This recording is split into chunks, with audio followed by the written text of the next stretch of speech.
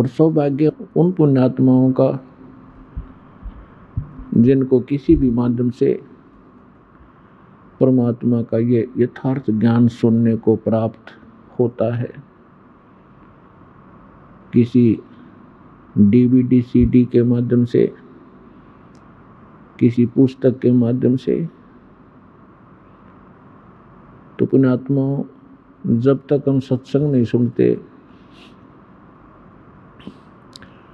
तब तक हमें ये पता ही नहीं होता कि हम जो कर रहे हैं इसका उद्देश्य क्या है। मनुष्य जीवन जो हमें प्राप्त हुआ इसका टारगेट क्या है। सत्संग प्राप्ति से पहले हम अपने जो भी दिनचर्या को पूर्वजों से देखते हुए कर रहे थे उसी को अंतिम मान रखा था, और जहां भी हम जाते थे किसी भी मित्र के पास, रिलेटिव नाती के पास या घर गांव अड़ोस पड़ोस में, तो सभी से हमें माया इकट्ठी करने की ट्रेनिंग मिलती थी, उसी की शिक्षा प्राप्त होती थी, जिस कारण से हमने माया ही इकट्ठी करना एक टारगेट बना लिया था, जीवन का उद्देश्य मान लिया था। जीवन के मूल उद्देश्य से हम वंचित थे।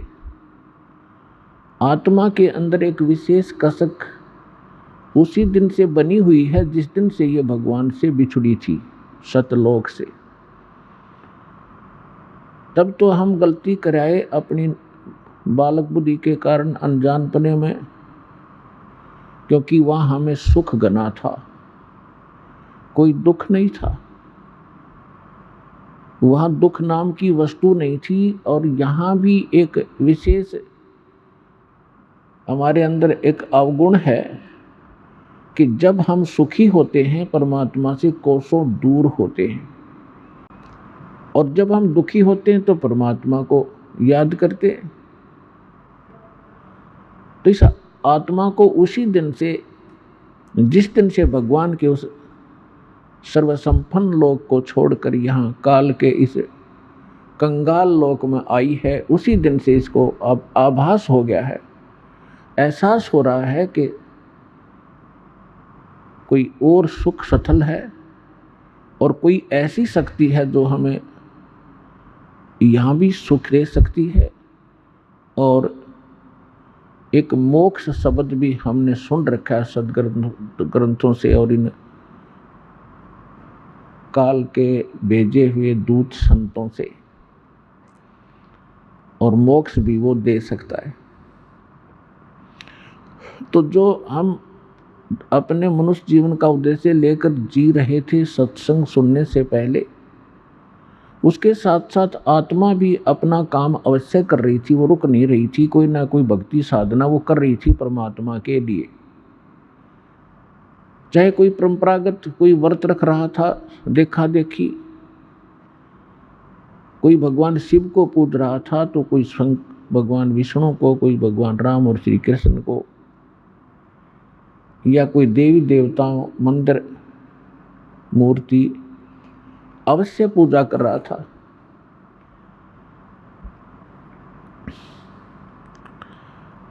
जब हमें सतगुरु मिले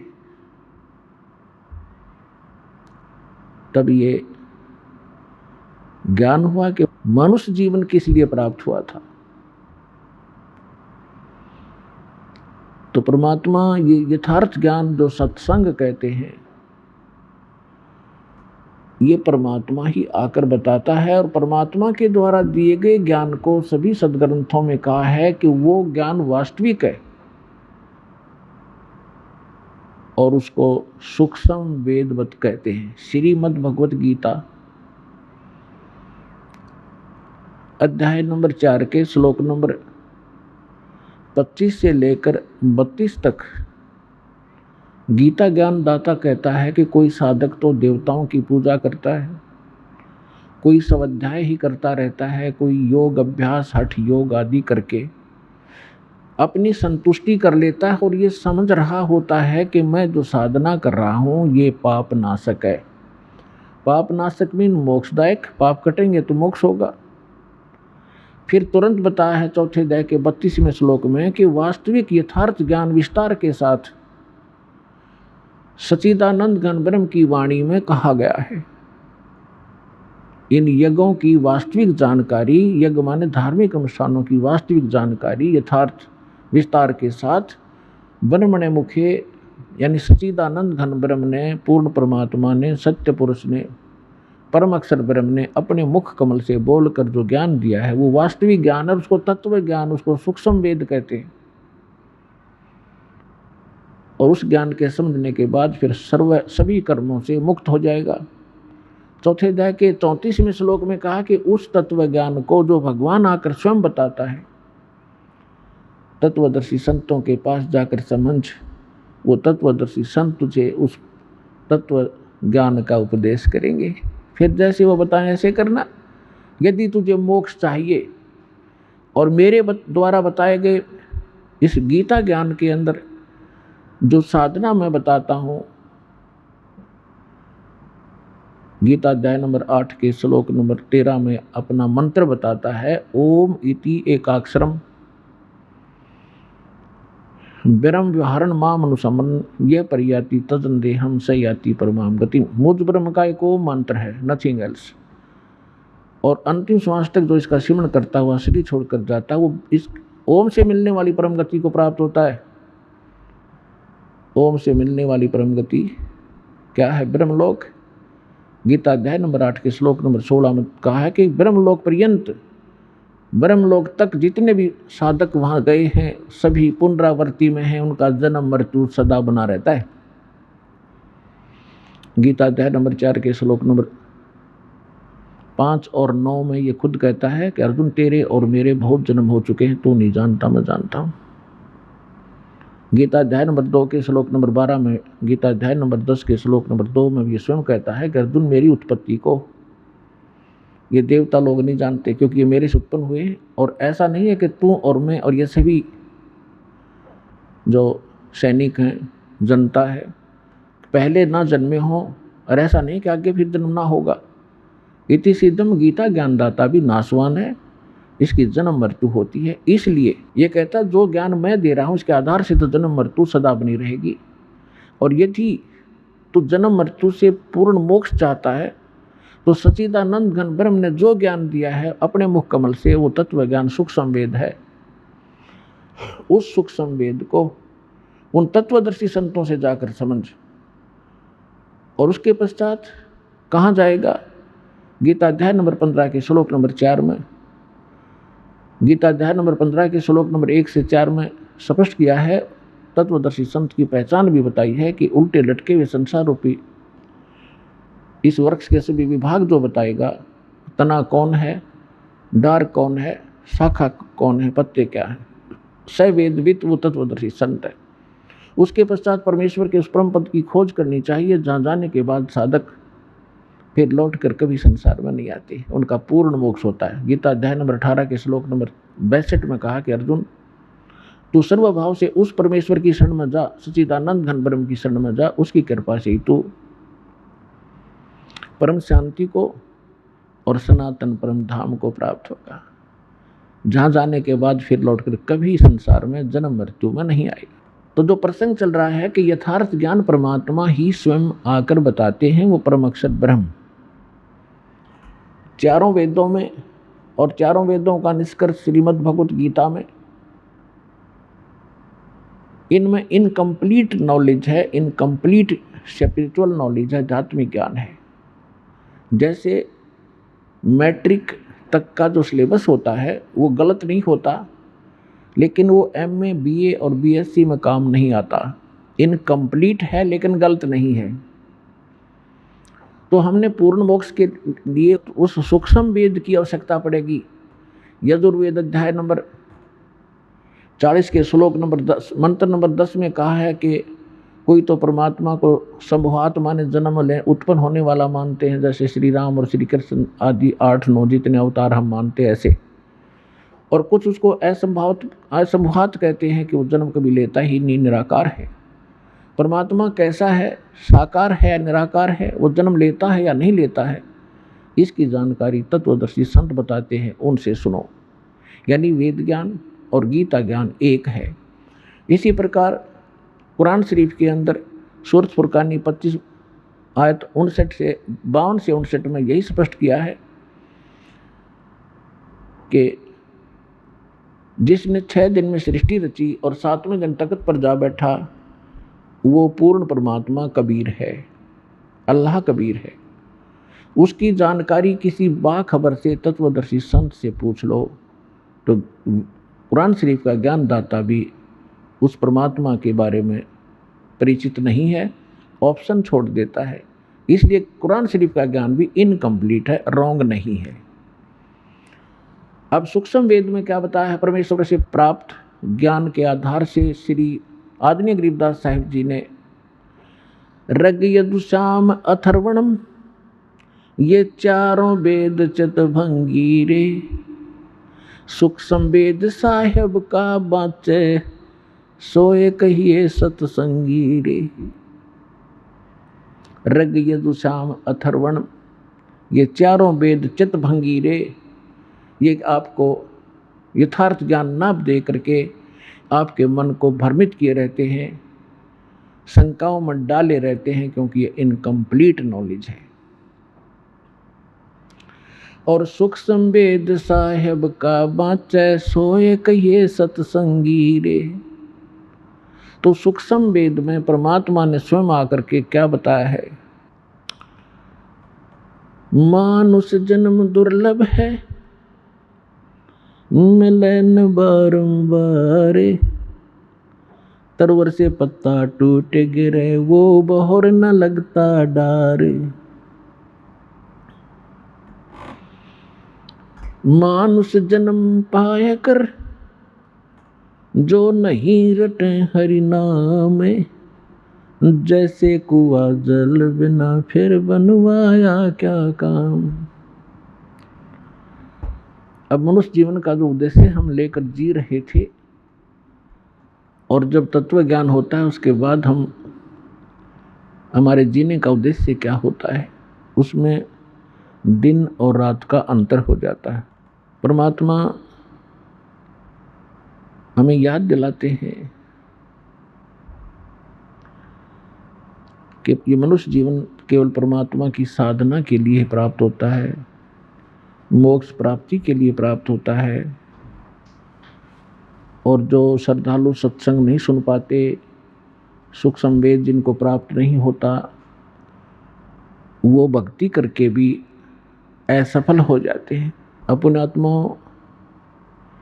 इस विश्व के अंदर कहीं सत्संग नहीं है, इस सतलोक आश्रम बरवाला को छोड़कर। अब जो श्रद्धालु प्रथम बार सुनते हैं इस बात को, इस वचन को, उनको थोड़ा खटकता है, बेशक से कड़वा लगे, इस ज्ञान को गहराई से समझोगे, फिर आपको यही दास की बातें जो आज कड़वी लगी हैं एक दिन मीठी होंगी। सत्संग वही होता है जो सदग्रंथों के अनुकूल हो, सदग्रंथों में छुपे गूढ़ रहस्यों को आधार मानकर ज्ञान दिया जाए, और सूक्ष्म वेद जिसका आधार हो। तो दास के पास वो सूक्ष्म वेद उपलब्ध है। सूक्ष्म वेद कबीर वाणी कहलाती है, कबीर सागर कहलाता है, कबीर बीजक, कबीर जी की साखी, कबीर शब्दावली, कबीर जी के दोहे शब्द, ये सभी मिलाकर के सूक्ष्म वेद है, सवसम वेद है। ये तत्व ज्ञान है। लेकिन तत्व ज्ञान को समझना भी कोई बालकों का खेल नहीं है। जिस पर कृपा परमात्मा की होती है वही इसको समझ पाता है। इस दास के ऊपर उस कबीर भगवान की, कबीर परमेश्वर की एक विशेष रजा हुई है कि दास को वो दिव्य दृष्टि दे दी, जिससे दास ने इस सूक्ष्म वेद रूपी जंगल से, वन से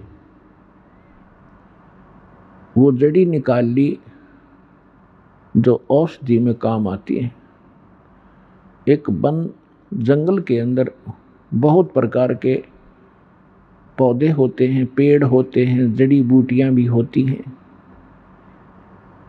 और उन जड़ी बूटियों के भी किसी के पत्ते काम आते हैं, किसी की मूल काम आती है, किसी की छाल ही काम आती है।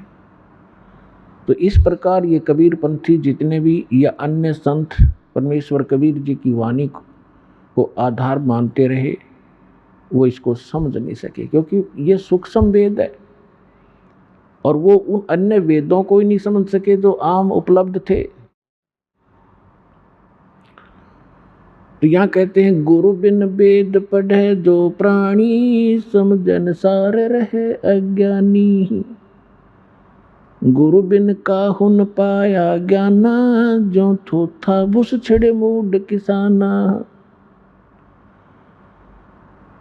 तो पुण्यात्मा इस दास के ऊपर वर्जा हुई है परमेश्वर की। परमात्मा के सूक्ष्म वेद को अच्छी तरह समझा, उसी की रजा से। जीव के सतर का काम नहीं है कि वो सदग्रंथों को अपने लेवल से, अपने सतर से समझ सके। इन सदग्रंथों की वाणियों को याद किए आपको बहुत मिल जाएंगे। गीता जी के लगभग सभी श्लोकों को याद कंठस्थ किए हुए भी व्यक्ति मिल जाएंगे। कबीर साहब की वाणी को भी बहुत से घोटे आपको मिल जाएंगे, कंठस्थ याद किए। गरीबदास जी की वाणी को, दादू साहब जी की वाणी को, नानक साहब जी की वाणी को, गीसा दास जी की वाणी को। तो वो वाणी घोट लेने मात्र से वो ज्ञानी नहीं बन जाता। उसके लिए परमात्मा ने बताया है कि वक्ता कोट अनंत है, श्रोता कोट अनंत, और ये ज्ञानी बने फिरे, ये ज्ञानी कोट अनंत है, बिरले साधु संत। तो पुण्यात्माओं, आपका एक विशेष सौभाग्य है आपका, जो आपको ये ज्ञान मिला और आपको ये अच्छा लगा, आपको सुहा गया ये ज्ञान। प्रथम बार जब व्यक्ति इस ज्ञान को सुनता है, उसका पारा जो है 100 के ऊपर जाता है, क्योंकि हमने ये ज्ञान कभी सुना ही नहीं था। ज्ञान यही था, हमने अज्ञान सुन रखा था।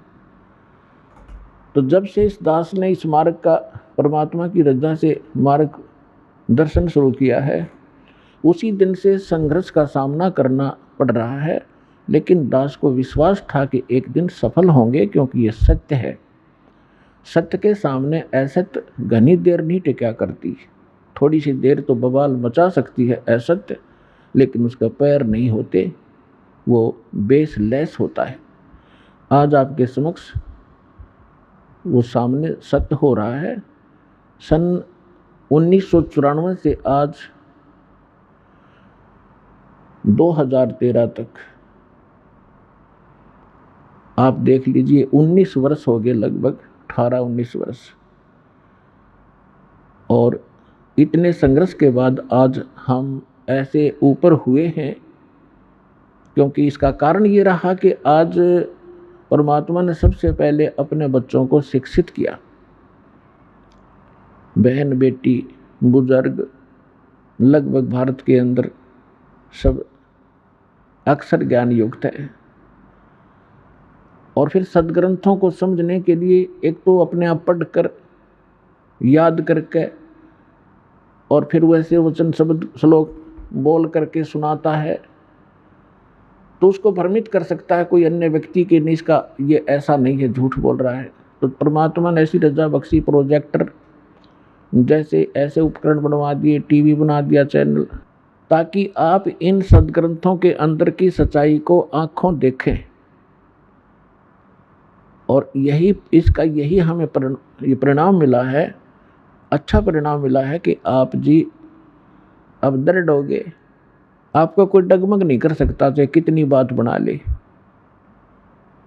तो इसलिए सत्संग अनिवार्य है, और सत्संग ना मिलने से हम ऐसे भटकते रहे। और ये जो इंस्ट्रूमेंट बनाए गए हैं आज, ये सन 2000 के बाद बने हैं।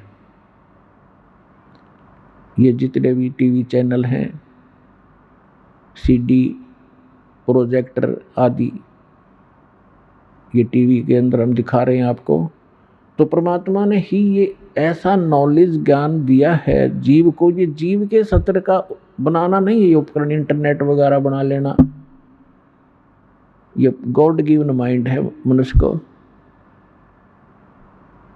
उसका कारण नहीं तो आप देख रहे हो ये लगभग 40 लाख वर्ष हो गए इस एक चतुर्योगी को। और आप देख लो पिछला इतिहास, पिछली सभ्यताओं को हम पढ़ते आए थे, वो कैसे बर्तन रखते थे, कैसे उनके उपकरण होते थे, कैसे वो रहते थे, कैसे कपड़े पहनते थे, उस्त्रे भी ना होते थे उनके पास। तो कारण ये है कि इस विज्ञान को पाकर हम भूल तो गए कि बड़ी बड़ी तरक्की कर ली विज्ञान ने, ये तो अपने नाश का कारण बना लिया, क्योंकि इसमें थोड़ी सी चतुरता आ गई हमारे अंदर विद्या प्राप्त करके। और चतुरता हमें भगवान से दूर करती है, अभिमान पैदा करती है। छोटी बड़ी पोस्ट बना के हम अभिमानी बन गए, और भगवान के मार्ग में अभिमान सबसे बड़ा दुश्मन है, शत्रु है। परमात्मा को मालूम था कि एक बार इसमें अवगुण तो उपजेंगे इस शिक्षा से, लेकिन मेरे ज्ञान से वो अवगुण सब नाश हो जाएंगे और अपने बच्चों को फिर से मैं पुनर्सेट कर लूँगा इस ज्ञान के आधार से। इसलिए सबसे पहले आपको शिक्षा दी। अब 50-40 वर्ष से 30 वर्ष 40 वर्ष से पहले दास को खूब पता है कितने शिक्षित थे भारत में, कोई शिक्षा की तरफ ध्यान ही नहीं देता था। अब परमात्मा ने प्रेरणा की, भले ही इन्होंने उद्देश्य रोजी रोटी रोजगार ही और माया जोड़ना ही उद्देश्य रखा है, लेकिन पढ़े जरूर। और उस पढ़ने का, उस पढ़ाई का अब आपको लाभ मिल रहा है, ये याद रखना। और कुछ दिन में आपकी ये कंसेप्ट कति क्लियर हो जाएगा जब आप इस बात से परिचित होगे। परमात्मा के इस मिशन से परिचित होने के उपरांत इस शिक्षा का कार्य केवल रोजी रोटी नहीं है, हमने उद्देश्य रोजी रोटी बनाकर ये ग्रहण की, जैसे भी की परमात्मा की दया ही हुई है। अब इसका सदुपयोग होगा परमात्मा पाने के लिए, मोक्ष कराने के लिए। तो परमात्मा ने आके बताया है कि आप इस लोक में किस लिए जी रहे हो, किस लिए रह रहे हो। क्या बताते हैं भगवान? यदि आप कोठी बंगले और बैंक बैलेंस बनाने के लिए ही जी रहे हो तो ये भी आपकी भारी भूल है। उसके लिए क्या उदाहरण देते हैं? सर्व सोने की लंका थी वो रावण से रणधीरे, एक पलक में राज बिराजियो जम के पड़े जंजीर, मन तू सुख के सागर बस रे, बाई और न ऐसा यस रे।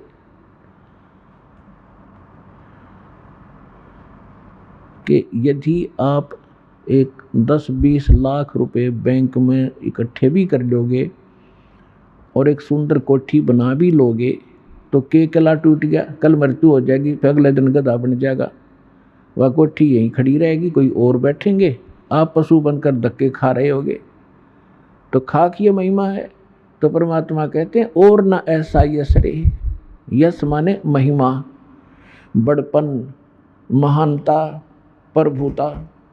तो ये जो आप यहाँ ये कोठी बंगले बनाकर, लंबी लंबी गाड़ी कार लेकर खरीद कर या महिमा बनाना चाहते हो, ये आपकी महामूर्खता है। क्योंकि मनुष्य जीवन जिसको प्राप्त है वो विद्यार्थी है। ये अलग से आपको पोशाक मिली है, ड्रेस मिली है, जैसे विद्यार्थियों को अलग से पोशाक होती है। और जो ये पोशाक प्राप्त हो विद्यार्थी है, और विद्यार्थी और बाहर घूम रहा हो, कहीं ताश खेल रहा हो, कहीं शराब पी रहा हो, कहीं पिक्चर देख रहा हो, डांस कर रहा हो, तो क्या कहेंगे उसको कि मूर्ख, अपना शिक्षा ग्रहण नहीं करता, अपना जीवन नाश कर रहा है, और अंत में वो बहुत पछताता है। तो जिन भी पुण्यात्माओं, जिन भी आत्माओं को आज मानव शरीर प्राप्त है, नर या नारी का, वो महापुण्यात्मा है। उनके पिछले पुण्य नंबर इतने अच्छे हैं कि उनको परमात्मा पाने वाले इस विद्यालय में प्रवेश प्राप्त हो गया। और विद्यार्थी अपने शिक्षा काल में और बकवाद करता है, अंडरस्टूड है, वो क्या लेकर जाएगा, क्या खटेगा, वहां से अपना जीवन नाश करेगा। उन आत्माओं, आप इस मनुष्य जीवन को और इस परमात्मा के ज्ञान को सहज में मत लेना। ये किसी डूम बाट के गीत नहीं है, और यहाँ कोई उद्देश्य किसी, हमने अपना ये नहीं रखा है कि कोई इनकम बनाने के लिए आपको यहाँ बुलाया और समझाया जाता है, बैठाया जाता है।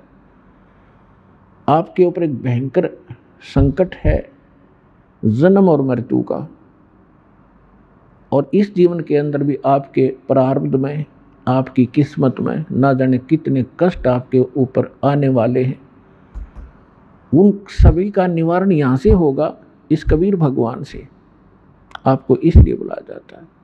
ये किसी डूम भाट के गीत नहीं है। परमात्मा हमारे लिए भटक रहे थे और भटक रहे हैं 120 वर्ष तक, किसी के डले खाए, जुलाहा कवाए, धानक हैं, और कोई कुछ कहा करता, और वो इस अनमोल ज्ञान का प्रचार किया करते थे। एक एक दिन में 1,000 जगह प्रकट होकर के परमात्मा आज के टीवियों जैसा काम किया करते थे, जिस कारण से उस परमात्मा के, उस काशी वाले कबीर जुलाहा के 64 लाख से सोए थे।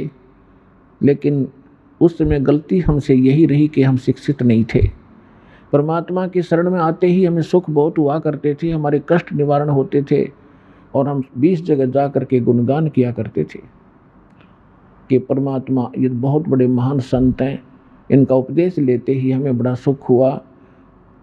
ऐसे वो दयालु हैं, क्योंकि उनसे अपने बच्चों का दुख देखा नहीं जाता, और वो कोई ना कोई कारण बनाकर कहीं ना कहीं प्रकट हो जाते थे।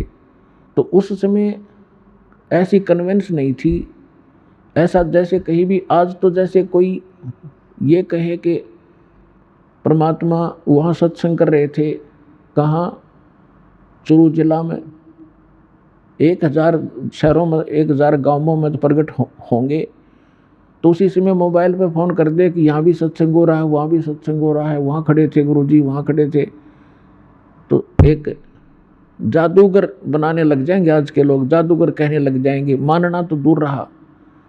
तो इसलिए परमात्मा ने टेलीविज़न बनाए, ताकि एक जगह मेरा दास मेरी महिमा गावेगा और करोड़ों जगह जा करके वो ज्ञान सुनावेगा, इन टीवियों के माध्यम से सबको पता लग जाएगा। तो उस समय परमात्मा आए थे, हमारे लिए भटक रहे थे, हम दुखी थे, हमें सुखी किया। प्रथम मंत्र देकर हमें इतना धनी बना दिया कि अभी तक आप मनुष्य जीवन प्राप्त करते भी आ रहे हो, सन 1398 से आज तक। और मनुष्य का जीवन 2 प्रकार से प्राप्त होता है। एक तो टर्न वाइज होता है, जो 83 लाख योनियों का दुख भोग कर उसको एक मनुष्य जीवन तो मिलता ही मिलता है।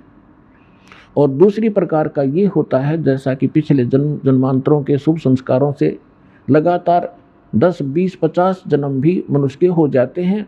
और यदि उन मनुष्य जीवन में कोई संत और सतगुरु नहीं मिले, तो फिर वो प्राणी 84 लाख योनियों के उस कष्ट में चला जाता है, उस चक्कर में गिर जाता है। तो आपके ऊपर 600 वर्ष पहले परमात्मा मेहर कर गए थे, आप वही आत्माएं हैं। देखो कौन कहाँ से आ रहा है। हरियाणा हमारे सबसे निकट है, इसके अंदर हम रह रहे हैं। यहाँ के लोग कितने आ रहे हैं और बाहर से कितने बच्चे आ रहे हैं परमात्मा के। तो जहाँ जहाँ भी वो पुण्यात्मा जो 64 लाख सन 1398 से सन 1518 तक परमात्मा के संपर्क में आए, उनको आशीर्वाद प्राप्त हुआ, तो वो बैटरी चार्ज कर गए आपकी। तो वही बैटरी चार्ज आज तक काम कर रही है कि आपके अंदर परमात्मा की तड़प भी है। आप रह नहीं सकते भगवान के बिना। कोई कुछ साधना कर रहा था, कोई किसी संत के फंसा हुआ था, कोई कहीं गया हुआ था। तो वही बच्चे जो जहाँ जहाँ भी जन्मे वो तो पहले आएंगे ही आएंगे, 64 लाख तो आने ही आने हैं। उसके बाद अब परमात्मा का आदेश है, वचन है कि जितने भी जीव हैं और जिनको मानव शरीर प्राप्त होता रहेगा, वो इस तत्व ज्ञान से और सत नाम से परिचित होकर के, ज्ञान प्राप्त करके, नाम ले करके वो सभी मुक्त होंगे। अब वो फिक्स समय जो था वो आया हुआ है।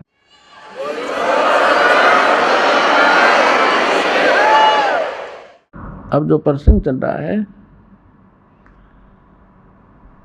कि आप विद्यार्थी हैं सभी, और विद्यार्थी भी दो स्तर के होते हैं। एक तो थोड़े से ज्ञान में टीचर की बात को समझकर बहुत अच्छी तरह अपना कार्य प्रारंभ कर देते हैं। कुछ विद्यार्थी ऐसे होते हैं जिसको कुछ अधिक मेहनत की आवश्यकता होती है। तो इसी प्रकार जिनको 84 लाख योनियों में से निकल कर जो आए हैं, वो भी बार बार सत्संग सुनने से अवश्य उनके अंदर ये भक्ति बीज प्रवेश होगा, वो भी स्टार्ट हो जाएंगे। तो पुण्यात्माओं,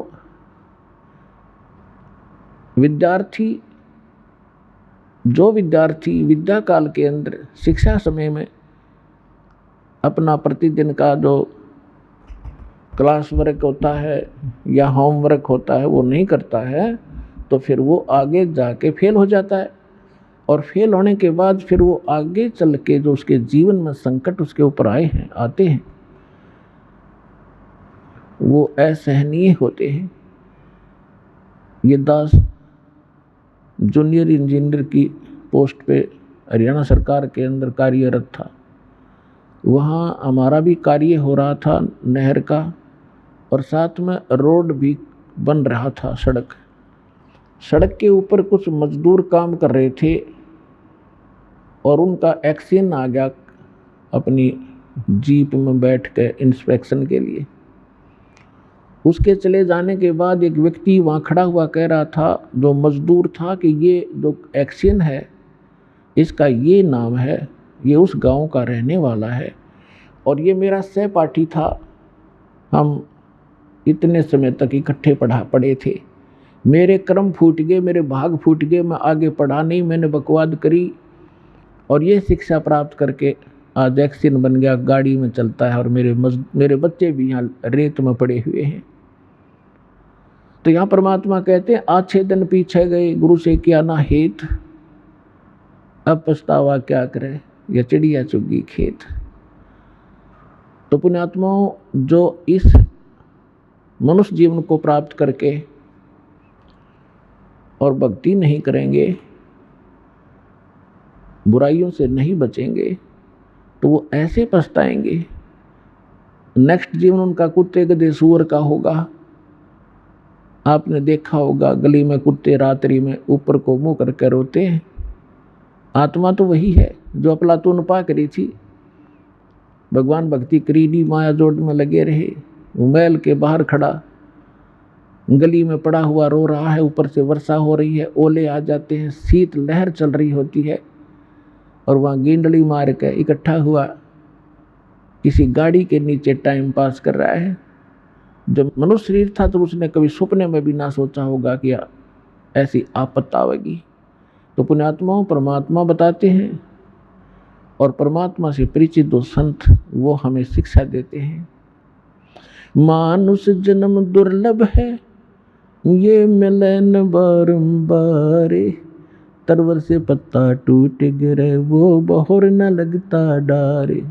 वो पृथ्वी पति चकवे गए, जिनके चक्र चलनते, रावण सरीखे कौन गण, ऐसे गए अनंते। परमात्मा की भक्ति जिन्होंने नहीं की, अपने संस्कार से चाहे सारी पृथ्वी का शासक भी बन गया, अंत में उसको क्या लाभ हुआ? 84 लाख योनियों में कहीं कुत्ता गधा सुअर की योनि में अपना कष्ट भोग रहा होता है। राम नाम रटते रहो, राम नाम रटते रहो, जब तक घट में प्राण, कभू तो दीन दयाल के बनक पड़ेगी कान।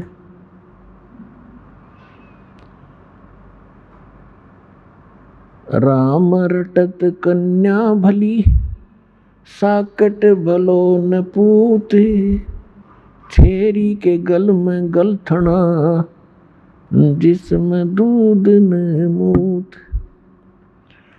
राम रटत दारिद्र भलो, टूटी घर की छान। वो सुंदर महल किस काम के, जहाँ भक्ति नहीं भगवान। राम रटत कोड़ी भलो, चू चू पड़े जो चाम। वो सुंदर शरीर किस काम का, जा मुख नाही नाम। जिव्या तो वाए भली, जो रट हरि नाम। नहीं तो काट के फेंक दियो, ये मुख में बलो ना चाम। परमपिता परमात्मा स्वयं आकर के अपनी प्यारी आत्माओं को यथार्थ मार्गदर्शन करते हैं, सही दिशा देते हैं। उनके द्वारा दिए गए ज्ञान को सूक्ष्म वेद कहते हैं। और सूक्ष्म वेद में परमात्मा हमें बता रहे हैं कि यहाँ के जो सुख आप देख कर इसी में सीमित हो गए, ये गलत है। ठीक है, संस्कार वश आपके परिवार है, आप परिवार पोषण के लिए भी कार्य करते रहो, लेकिन भगवान के इस नाम को, इस भक्ति को, इसको साथ रखो। ये आपके इस संस्कारों को सुलझाने में आपको बहुत मदद करेगी। जैसे पहले हाथ से आटा पीसते थे, हाथ से पशुओं का चारा काटते थे, हाथ से पंखा करते रहते थे हवा प्राप्त करने के लिए, और भी बहुत से साधन जो, तो अब वो ही कार्य पावर से होते हैं, जो उसका कनेक्शन ले लेते हैं बिजली से। अब वो कितने आसान हो गए, 1 घंटे में मनमाना 2 टोकरे सानी नहीं, वो चारा नहीं कटे आदमी पर, जो बढ़िया मशीन आ गई थी वो हाथ से चलाने वाली, और 1 घंटे में ढेर से ढेर लगा दे, बिजली का कनेक्शन मिल जाए, पावर से वो काम कट कट कट कट ढेर लगा देता है। इसी प्रकार हाथ से पीसने से 2 घंटे में 2 किलो आटा नहीं पूरा होता था, और 2 घंटे में भर दे 2 बोरी, आज चाकी पावर से चलने वाली। तो कहने का भाव ये है कि आप जी जो कार्य कर रहे थे वो आपका केवल संस्कार मिल रहा था आपको। अब परमात्मा की पावर आपके साथ होगी तो फिर पावर से काम होंगे आपके, कबीर भगवान वाली शक्ति है, फिर देखना कितने आसान हो जाएंगे। तो हमें ये साथ रखना था, लेकिन हमने साथ रखा, लेकिन वो कनेक्शन ठीक नहीं था, वो पावर पूरी नहीं थी जो हमारे काम कर सके थी। जैसे हम अन्य देवताओं की पूजा करते थे तो उनकी आप बैटरी कुछ सीमित सीमा की होती थी, और उनसे हमारे सब काम नहीं हो पाए थे। और वो उन्होंने भी एक नियम बना रखा है कि जो जैसे कर्म करेगा उतना ही फल मिलेगा। किसी के प्रारब्ध में कोई भी दुख है तो वो देवता, यहाँ तक कि ब्रह्म तक, और जो परब्रह्म जिसको कहते हैं अक्षर पुरुष तक, ये आपके प्रारब्ध में, आपके किस्मत में पूर्व निर्धारित जो संस्कार हैं उनमें कोई परिवर्तन नहीं कर सकते। मासा घटे न तिल बधे, विद न लिखे जो लेख। सच्चा सतगुरु मेट कर, ऊपर मारे मेख। तो पुण्यात्माओं, जब पूर्ण परमात्मा का नुमाइंदा, उसका कृपा पात्र संत या स्वयं मालिक आते हैं, 600 वर्ष पहले स्वयं परमात्मा आए थे, और उसमें कोई ऐसा प्रचार प्रसार का साधन नहीं था जैसा आजकल उपलब्ध है। आज तो कोई भी लल्लू पंदू जिसको मीडिया में टाइम मिल जाता है, टीवी के ऊपर बोलने का समय, वे 1 लाख 2 लाख न मूर्ख बना ले, क्योंकि जिज्ञासु उसको संत जानकर उसके पीछे लग लेते हैं। और उस समय 64 लाख शेष परमात्मा के हुए थे, वो कोई ज्ञान से नहीं। ज्ञान तो परमात्मा ये वाणी बोलते ही थे जो आत्मा को खींचती है, लेकिन उनको सुख दिए थे। वो दुखी देख नहीं सकता अपनी प्यारी आत्माओं का, वो परमात्मा है, दयालु है। तो वो क्या बताते हैं, तो उसके लिए बताया है कि मासा घटे न तिल बधे, विद ना लिखे जो लेख। और सच्चा सतगुरु मेट कर, ऊपर मारे मेख। अब सच्चा सतगुरु कहा है गरीबदास जी ने कि जैसे गुरु वैसे गुरु शब्द पर्याप्त है। गुरु का अर्थ होता है मार्गदर्शक, लेकिन ये नकली गुरु हो गए, इसलिए सतगुरु कहा। अब कलयुग में ये सतगुरु भी नरे हो गए, जैसे राधा स्वामी, धन सतगुरु, ये सारे अपने आप को सतगुरु बोल रहे हैं, और कक का पता नहीं है भी इसी अध्यात्म मार्ग का। तो इसलिए साचा सतगुरु कहा। इस काल ने उलझाने में कसर नहीं छोड़ रखी इस अध्यात्म ज्ञान को। कबीर साहब कहते, नौ मन सूत उलझिया, ये ऋषि रहे जखमार, और सतगुरु ऐसा सुलझा दे उलझना दूजी बार। तो वैसा सुलझा दिया पुण्यात्माओं। इस कलयुग में यो अध्यात्म ज्ञान नहीं उलझेगा, तो कोई सर पटक लियो, भक्ति करियो चाहे ना करियो, वो अलग बात है। अब क्या कहते हैं कि मासा घटे ना तिल बधे, किसी भी साधना से आपके प्रारब्ध के अंदर, आपकी किस्मत में जो लिखे हुए आपके संस्कार हैं, जो आपके ऊपर कष्ट आने हैं, मृत्यु होनी है, वो बदल नहीं सकते। लेकिन पूर्ण संत, उस कबीर परमात्मा का सच्चा नुमाइंदा, उसको खत्म करके, मिटा करके ऊपर मेख मार देना, यानी फॉर एवर दोबारा पनप नहीं सकते। मेख मारन का अर्थ ये होता है। अब आपको उस परम पिता परमात्मा कबीर जी से प्राप्त इस सत भक्ति से जो लाभ हुए हैं, कुछ पुण्यात्माओं का अनुभव आपके सामने रूबरू करते, वो सुनिएगा। सत सही। अभी आपने परमात्मा से प्राप्त राहत उन श्रद्धालुओं के मुख कमल से सुनी।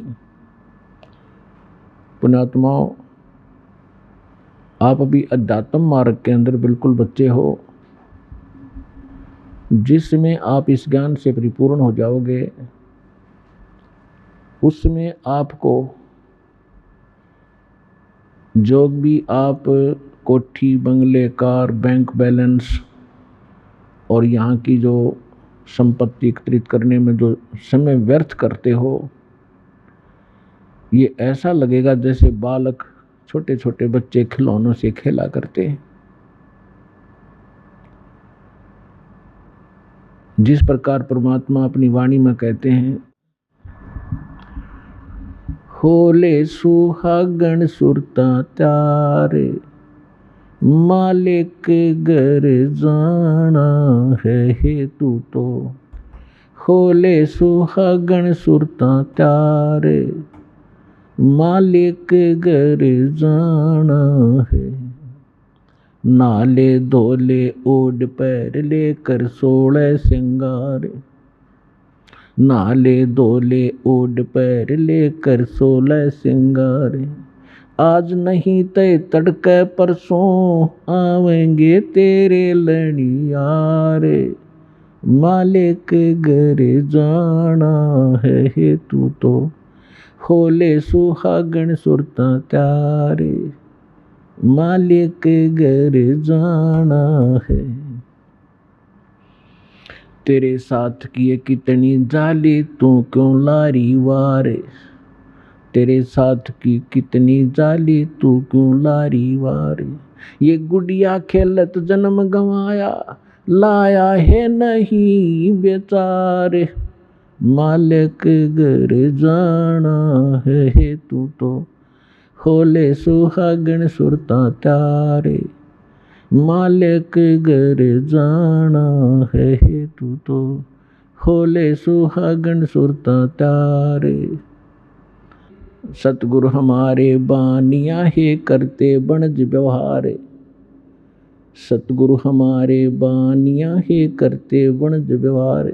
बिन डांडी बिन पालड़े है, तोले दिया संसारे, मालिक घर जाना है हेतु तो।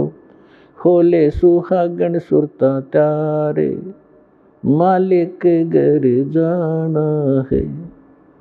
अब परमात्मा आत्मा को जगा रहे हैं कि सुहागन आत्मा वो होती है जिसका विवाह हो जाता है, नाता जुड़ जाता है, जिसकी सगाई हो जाती है, मंगनी हो जाती है। और जिनका रिश्ता हो जाता है, मंगनी हो जाती है, सगाई हो जाती है, वही अपने पति के घर जाती है। और जब तक लड़की कुंवारी है वो पति के घर नहीं जा सकती। तो कहने का भाव ये है कि जिनको उपदेश प्राप्त हो गया है वो सुहागन आत्मा होगी, परमात्मा से जुड़ गए वो। अब अपने जैसे यहाँ रिवाज बनी हुई थी उसी आधार से परमात्मा ने ज्ञान दिया है कि जो लड़की अधिक दहेज लेकर जाती थी तो सास ससुर को अच्छी लगती थी।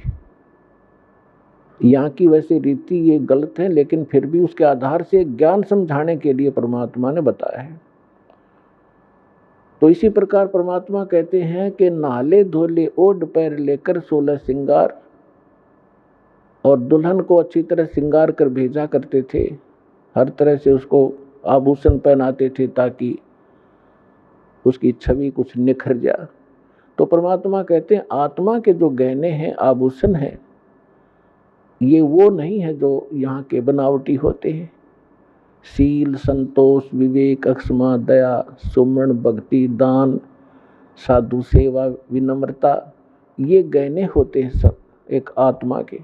कहते हैं ये सभी आभूषण ग्रहण कर, और आज नहीं तो कल मृत्यु होगी, तुझे जाना होगा। फिर बताते हैं कि तेरे साथ की कितनी जाली, जिन महापुरुषों का मोक्ष हुआ, जिन्होंने जिस सत्र की साधना की वही क्योंकि इस कबीर परमात्मा के ज्ञान से तो उस समय कोई परिचित थे नहीं कि कौन कौन मुक्त हुए, ना वो विश्वास मानते थे कि सचमुच ये मुक्त हुए हैं। हम किन को मुक्त मानते थे? ध्रुव, प्रहलाद, मीराबाई आदि जितने, तो उनके उदाहरण देकर बताए जाते हैं कि तेरे साथ की कितनी जाली, ध्रुव, प्रहलाद, मीराबाई आदि ये महापुरुष, और तुम क्यों लारी वार, और गुडिया खेलत जन्म गंवाया, ओए होए तन लाया नहीं विचार। अपना आत्माओं, जब तक ये तत्व ज्ञान से आप परिचित नहीं होते तब तक आपको यहाँ की कोठी, यहाँ के बैंक बैलेंस, बढ़िया गाड़ी, गांव में प्रभुता और खूब आदरमान हो, ये बहुत अच्छे लगते हैं। जिसमें आपको ये ज्ञान होगा उसमें आप देखोगे आपकी आत्मा एकदम यहाँ से उल्टी हो जाएगी। आपको अच्छे ही नहीं लगेंगे। ये कैसे नहीं लगेंगे? जैसे अब तो बच्चे ऐसा नहीं खेलते, अब तो सीधे स्कूल जाने लग जाते हैं, 3-4 वर्ष के होते हैं उसको स्कूल भेज देते। पहले पुराने समय में क्या होता था कि छोटे छोटे बच्चे खेलते ही रहते थे। छोटी लड़कियां हमने विशेषकर देखा, जो बड़ी लड़कियों का विवाह हो जाता था उनके लिए घर पे टेलर बुला करके उनके कपड़े सिलवाए जाते थे, और उन कपड़ों से बचे हुए कटपीस, छोटे छोटे 2-2, 3-3 इंच के कपड़े होते थे, टुकड़े, उनको छोटी लड़कियां उठा लेती थी और वो नकल किया करती थी। क्या नकल करती थी कि जैसे पहले क्या करते थे, हमने देखा हमारे विशेषकर ये रीति थी कि लड़की जब अपनी ससुराल जाती थी उससे पहले उसका दूसरचार करते थे, दहेज। उसमें कहते थे 30 कपड़े, सूट, तील बोला करते, आगे वालों की यानी आगे ससुराल वालों में किसी सासू की, नंद की, पीतस की, तायस की, दादस की, ऐसे, और फिर वो आगे वालों की, और 20 लड़की की, वो अलग अलग कपड़े रखे जाते थे। तो वो लड़की छोटी सी क्या करती थी, उन छोटे छोटे टुकड़ों को इकट्ठा करके और ऐसे ही अलग अलग रख लेती थी कि ये 30 आगे वालों की, ससुराल वालियां की, और ये 30 अरे गुड्डा बनाती है, गुडिया बनाती, उनका ब्याह करती, उनके साथ खेला करती थी। और उस जो उसने रखे हुए थे ना छोटे छोटे जितने टुकड़े, जिनको वो सूट मान कर रखे हुए थी, उनमें से कोई दूसरी बहन या भाई निकाल लेता 1-2 उस टुकड़े को, तो इतना बुरी तरह रोया करती, पैर पीटा करती, हाय मेरी तील उठा ली, मेरा सूट उठा लिया।